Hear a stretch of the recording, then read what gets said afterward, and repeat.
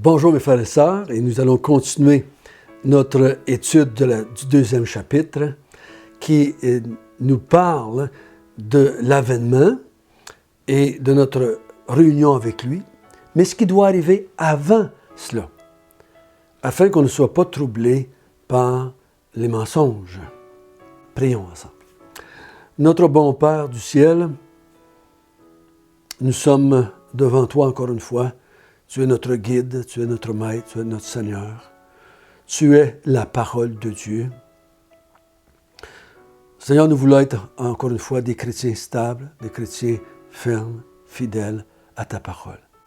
Donc, nous avons besoin que tu nous instruises des vérités de tes Écritures, car c'est avec elles que nous allons pouvoir faire face à l'ennemi, à l'hérésie, à l'hérétique.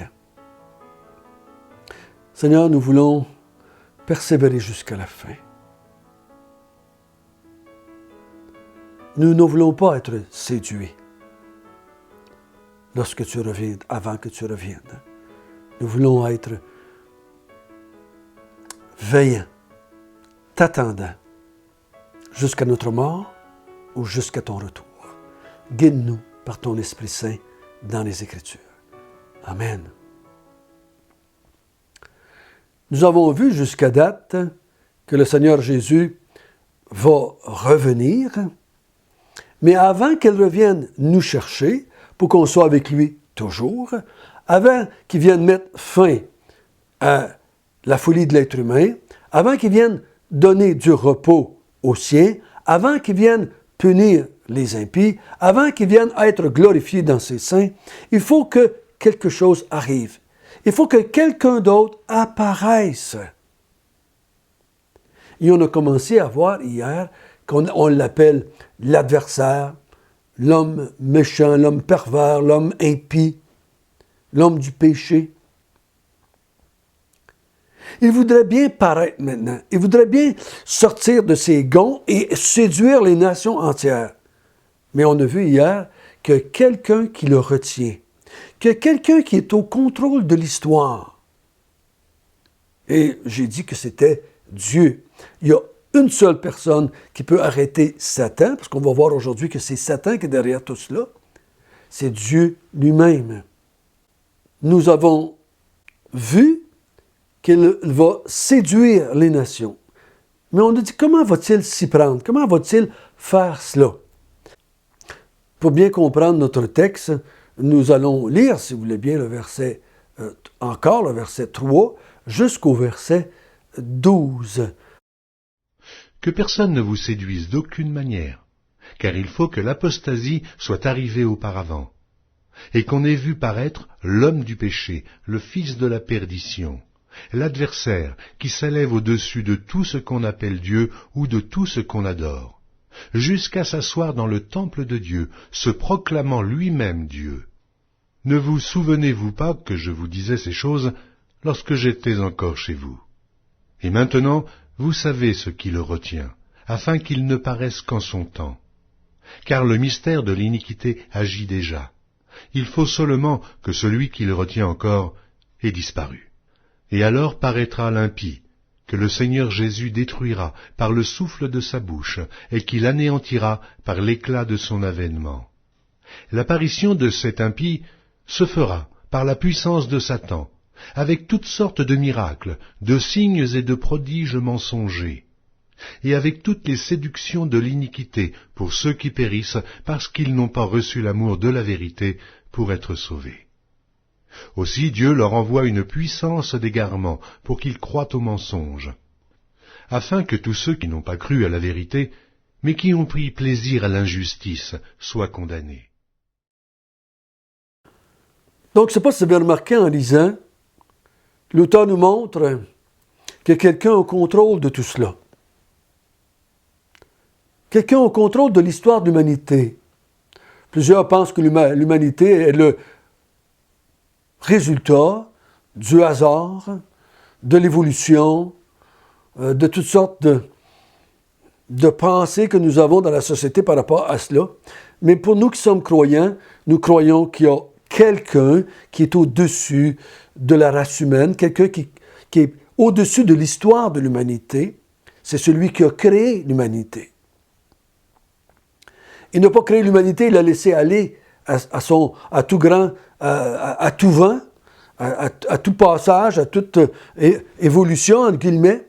Mais il y a quelqu'un qui contrôle. Il y a quelqu'un qui a contrôlé la première venue de Jésus, et ce même personnage, qui est Dieu, contrôle la deuxième venue de Jésus. Donc l'avènement du Seigneur Jésus, notre réunion avec lui, va se faire seulement dans le programme de Dieu, uniquement. Ça n'arrivera pas avant que Dieu le veuille, ni après que Dieu le veuille. Et il nous a montré hier qu'il est même au contrôle de la première apparition, de l'apparition de l'homme impie. Il contrôle cela aussi.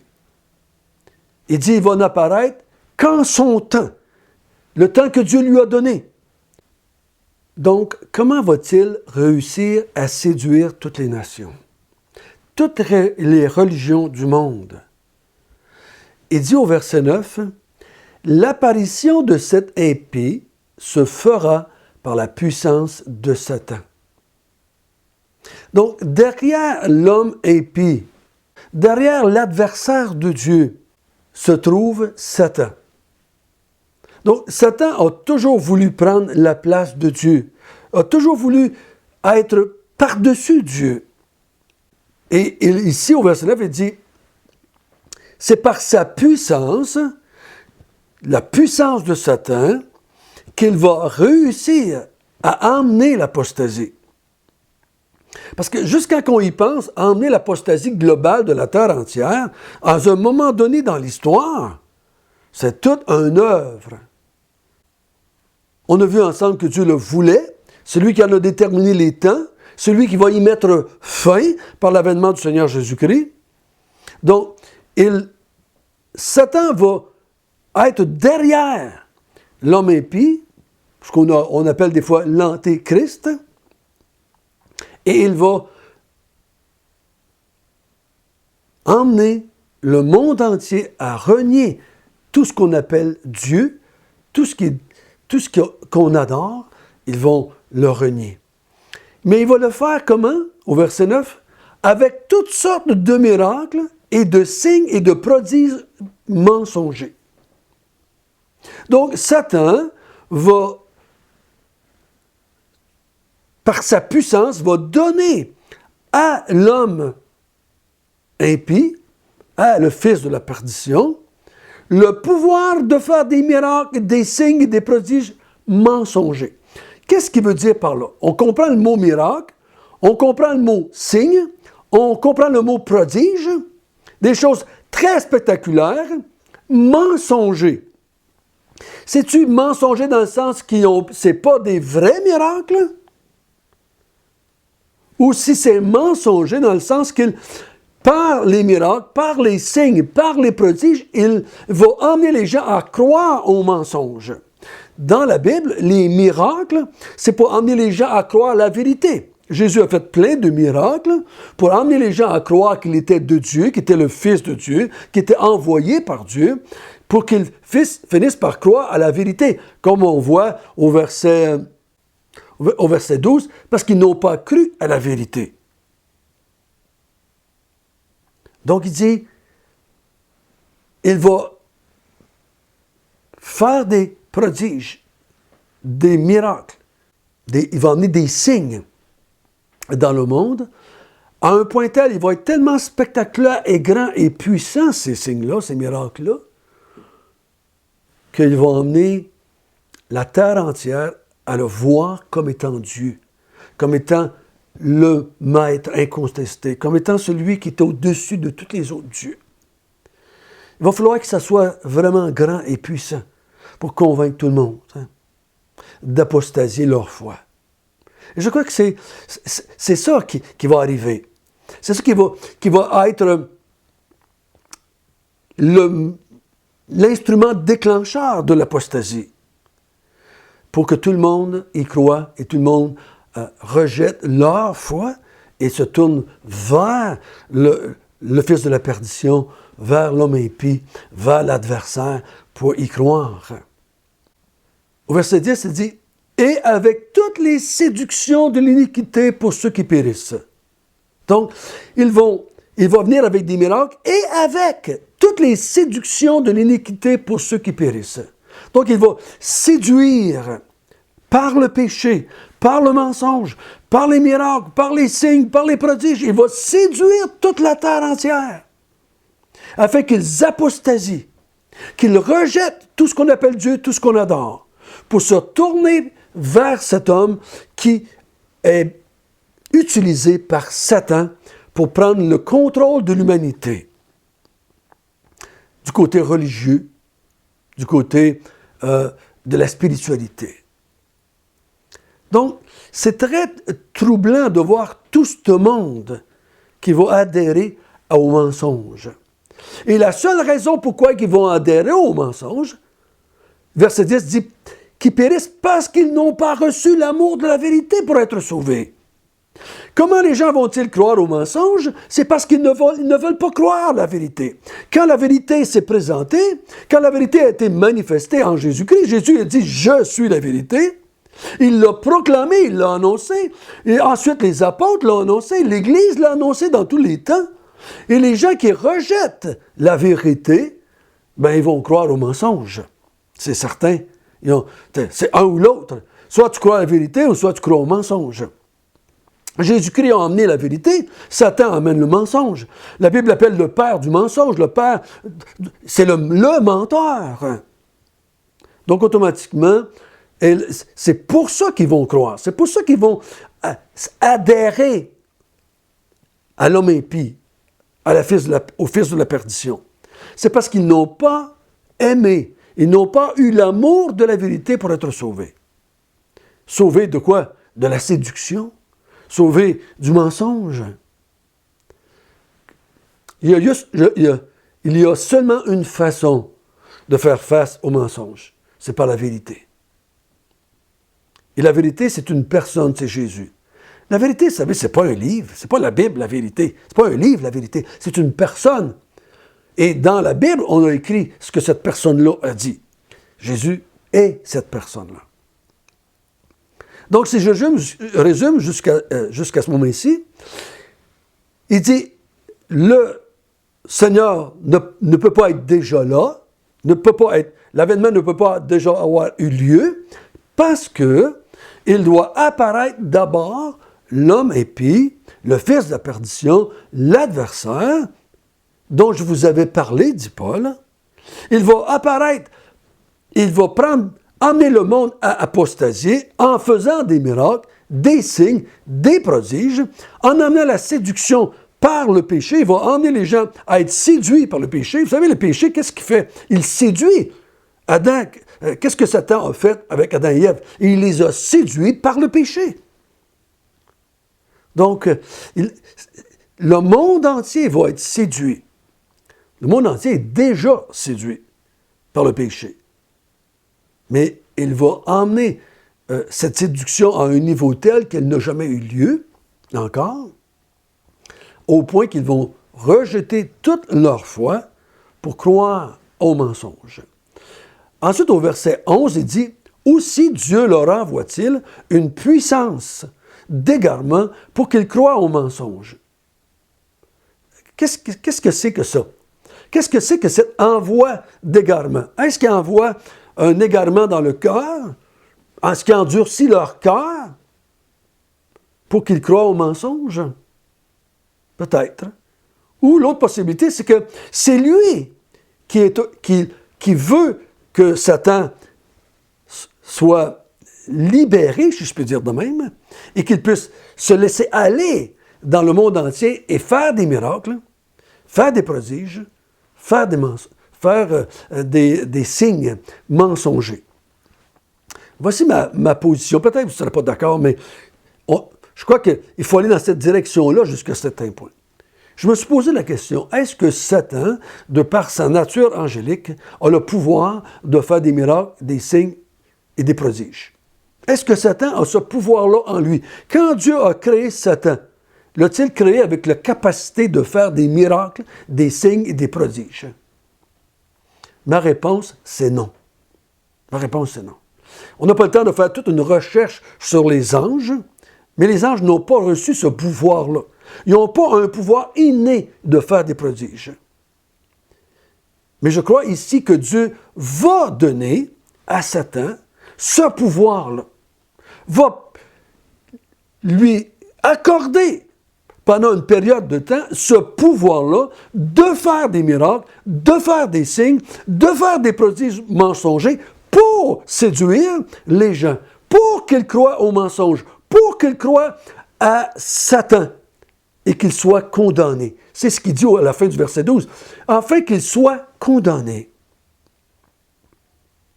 Afin qu'ils croient aux mensonges. La puissance d'égarement que Dieu va envoyer, c'est l'Antéchrist, c'est l'homme impie. Je crois que ça vient de Dieu tout cela. Je crois que ça vient de Dieu tout cela. Il n'y a rien qui se fait dans ce monde sans que Dieu le veuille. Donc, Dieu va vouloir ça, ça va arriver, se tasser pour que l'homme impie, le fils de la perdition, amène l'apostasie par la puissance de Satan, qui va faire des miracles mensongers. Et ainsi, il va séduire les nations. Mais tout ça est dans le plan de Dieu. Tout ça est voulu de Dieu. Et ils vont croire aux mensonges. Il dit au verset 12, « Afin que tous ceux qui n'ont pas cru à la vérité, mais qui ont pris plaisir à l'injustice, soient condamnés. » Donc, ceux qui n'ont pas cru à la vérité, qui ont pris plaisir à l'injustice. Dans l'injustice, ce n'est pas juste le péché, je dirais plus précisément dans notre contexte des deux épîtres, l'injustice, c'est de faire souffrir les croyants, de faire souffrir ceux qui ont cru, qui ont eu l'amour de la vérité, qui ont cru à la vérité. Ils les ont fait souffrir. Donc, il dit, à cause de cela, Dieu leur envoie une puissance d'égarement qui va les emmener à croire aux mensonges et à se convertir à l'impiété, je pourrais dire, à l'homme impie. Ils vont se tourner vers lui, ils vont le déclarer Dieu, ils vont le mettre en place comme Dieu, et ainsi, ils vont être condamnés par Dieu. Donc, ça va être une justice de la part de Dieu de tous les condamner. Ça, c'est la vérité qu'il y a ici.